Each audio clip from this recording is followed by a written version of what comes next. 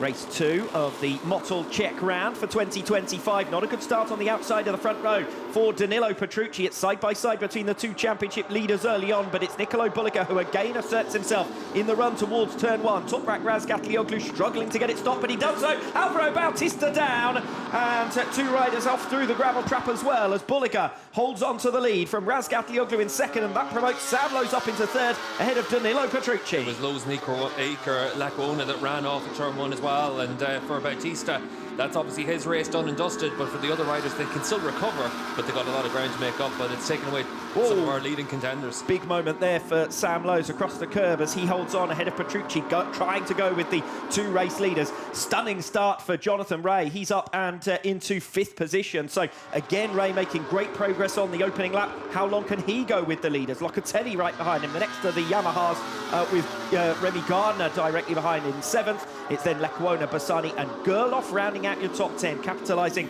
on a bit of carnage in the early stages, and Bautista yet again a victim at turns 1 and 2 here in Most. Yeah, we saw it down there with Xavi Vieira and Iker running up there inside the top 8 just behind Remy Gardner, but such a pinch point where an action like that is always possible. It's just a shame for Bautista. It's twice over the course of this weekend. And it's a shame from a neutral perspective, isn't it, as well, because Bautista would have been one to give us a real scrap for that third place. It looks like it might now be between Sam Lowe's and Danilo Petrucci. As I touched on, Jonathan Rea riding well in 5th position, but he's now gapped Andrea Locatelli, 0.4 of a second between those two. And Locatelli under some pressure from Remy Gardner back into turn 1.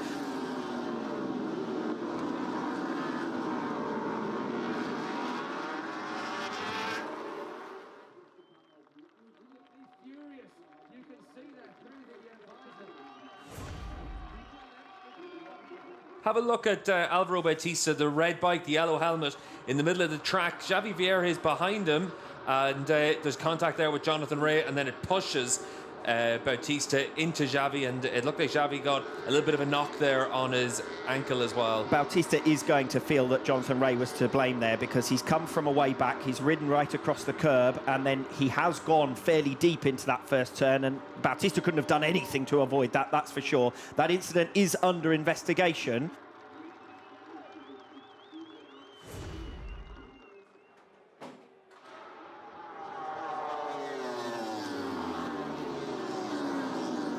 The target this weekend, as we see Iker Lecuona trying to get around the outside of Remy Gardner. There's no way through there. Doesn't even have to switch back into turn 2, and he loses a place instead. Axel Bassani coming through for 8th place. And Andrea Locatelli looking a little bit sluggish at this stage of the race. Gardner trying to kick on, and Jonathan Rea was a couple of tenths faster than both of those other Yamahas on that previous lap.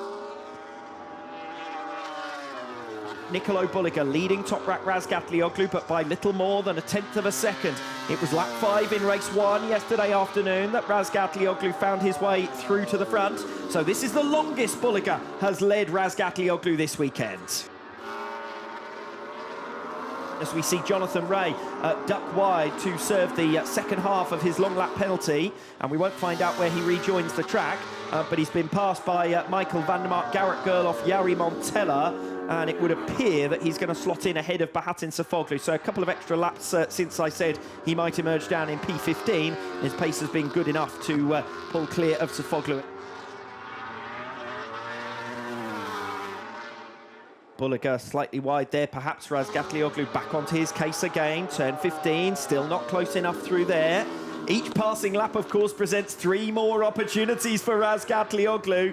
And it's a question of who makes the first mistake here. Who blinks first? Razgatlioglu dives for the inside into turn 17. We think back to those surprise moves in Cremona, trying to catch Nicolo Bulega unawares, and he's done so on lap number 12. And it's Nicolo Bulega now relegated to 2nd place. The opportunity will be for Bulega to answer straight back down the start-finish straight. We've seen how good his acceleration is off that final turn. This is lap number 12, reaching its conclusion, and a bit of a slide from Toprak Razgatlioglu. And Bulega will move to the inside and breeze straight back through. Can Razgatlioglu get back to the inside here on the brakes? He'll be deep and hard on the brakes, but Bulega gets it stopped in time. Razgatlioglu then with a real charging effort there to catch Nicolo Bulega unawares. But it is the championship leader who immediately responds, and Toprak will keep up that pressure throughout this lap number 13. Yeah, and you can see just how good these two riders are, but also how much respect they have for each other. They know that you can't afford to let the other rider hold on to that lead position. So Toprak had to try something a little bit different. He did it down in towards 16 and 17. He caught us by surprise, and he definitely caught Bulega by surprise. But it's one of those opportunities for him to try and show that for Bulega, he has to defend everywhere. Toprak is going to try and move at turn 2 on lap 14. He's throwing our hotspots out of the window and creating his own overtaking opportunities. And this is the best chance now for Toprak to try and break away. His strongest area of the circuit through from turns 5 to turn 10. Can he open enough of a margin to put himself beyond the reach of Nicolo Bulega? Razgatlioglu trying to scamper away now on lap 14. Yeah, Toprak's had an advantage of a few tenths of a second a lap over Bulega for much of the weekend. He's been able to open up 3/10 of a second right now, 4/10 of a second, and that is a big enough margin for him. We catch up with them now and look at the 4 riders in one group together. Axel Bassani only half a second behind and was a whole second faster than Sam Lowe's last time around. Wonder whether Lowe's had an incident or if his pace is just beginning to drop away. Bassani behind him half a second, then Remy Gardner another half a second back. I think we might see what happened here. Danilo a little bit out of shape, even trying to come down the inside into 15, and just commits to the move and able to come through there. And for Sam Lowe's down into P4 again, but he'll try and see if he's able to collect it and challenge up against Petrucci. But the big look over the shoulder there for Sam, that'll probably show that maybe for him it's one of those situations where he knows it's going to be tough to go with Petrucci. Now it's about trying to make sure you're able to consolidate it and get those 13 points for 4th.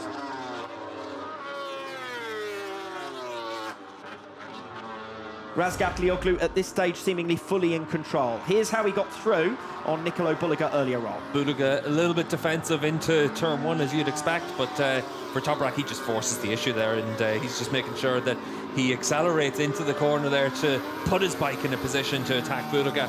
And once he does that, Bulega's got no choice but to cede the position, and that's the classic Toprak overtake of just leaving the decision to the other rider, but I'm coming through.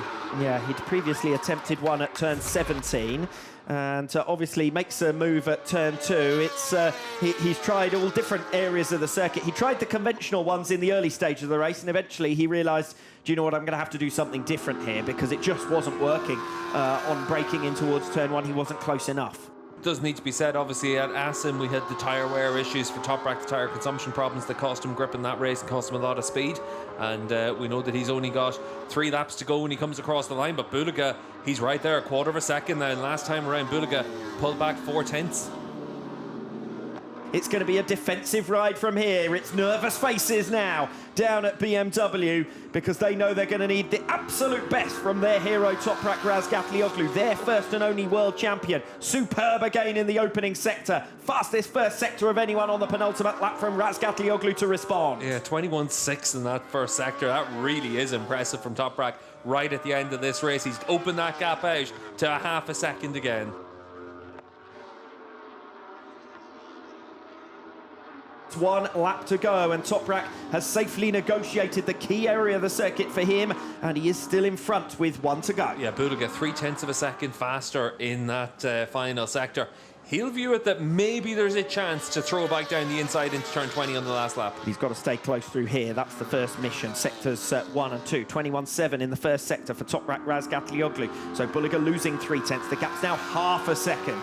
It is the largest it's been since that late race spurt from Nicolo Bulega. He's going to need something very special now in the closing stages. Toprak Razgatlioglu making his way now through turn 12. Then the right-hander at 13, inching closer towards a crucial victory in the context of the championship. There's a 10-point swing on this one, remember. If Bulega can get through on Razgatlioglu, it'll be 5 points pulled back on Toprak, or 5 points gained over Toprak. And if things stay as they are at present, it will be Toprak pulling 5 points back on Nicolo Bulega in the context of the championship. It's going to be close right down to the wire. Goes right down to turn 20. So for Bulega, is he close enough to try and attack on Toprak? Just a little bit of a bobble there for Bulega. Bulega as close as he's been since Toprak made the pass to come through. They are nose to tail through the final 2 turns. Nicolo Bulega, a hat-trick winner in Australia, first time out, in Italy 2 weeks ago. Toprak Razgatlioglu does the hat-trick in Portimao, but he's denied on the line in Most. And Nicolo Bulega with what's got to be the best win of his career by less than a tenth of a second over Toprak Razgatlioglu, and that could be decisive in the context of the World Championship. A 10-point swing in the final 10 metres here in the Outer Drum Most.